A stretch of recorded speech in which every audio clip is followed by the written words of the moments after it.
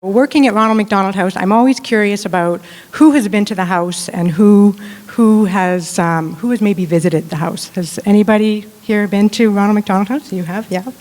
So I would just like to, a quick invitation to anybody who would like a tour of the house. You're always welcome to stop by. We do a lot of tours for various people around the city, and so please consider yourself invited at any point in time. So I welcome that. But as Andrea said, it's hard to believe that 2 years ago I did sit in this very same spot. And I've always loved workshops. I love the learning. I love it when people come together. It kind of reminds me, I have a 10-year-old daughter, and whenever she has these great ideas at home, she always says, "Ideas hatching, hatched."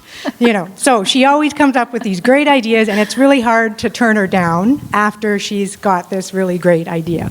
So I really appreciate workshops like this where people come together, where ideas hatch. I do find that improvements often follow, and certainly that was the case with my experience working at Ronald McDonald House, and I'll share a little more why that was the case. So as many of you know, back in 2014, Ronald McDonald House underwent a huge expansion. We went from 13 guest rooms to 34. We went from 13,000 square feet to 42,000 square feet. But more amazingly, we went from 3 staff to 25 staff. And that happened in a matter of a year and a half to 2 years. So that was a huge transformational change for us, and a huge game changer from an HR perspective. So certainly being a part of this workshop, it was great to learn about all of the industry standards and the best practices and what companies are doing to keep their staff and to maintain all of their benefits, all of that. It became really apparent to me sitting in the workshop that Ronald McDonald House was falling short, that we were not being competitive, that we were missing the mark when it came to staff benefits. And that was really concerning to me as an upper management staff person who was leading a variety of staff within the organization. It was concerning to me because our organization's mission is based on taking care of families. And I felt like we really need to make sure that we are taking care of our families, our staff families. So that was really important to me. And so I remember driving home, following the workshop, going back to the house, I immediately called a quick little meeting with our admin team and our CEO, sat down with them, shared what I learned.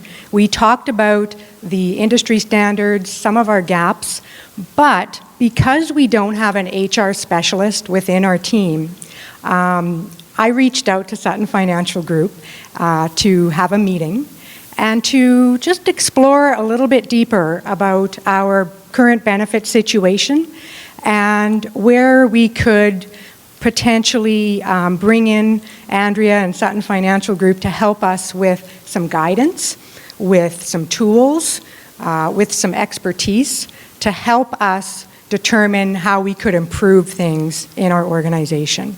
So from that initial meeting, we were able to engage the staff in a very transparent process where we surveyed all of our staff with an anonymous survey.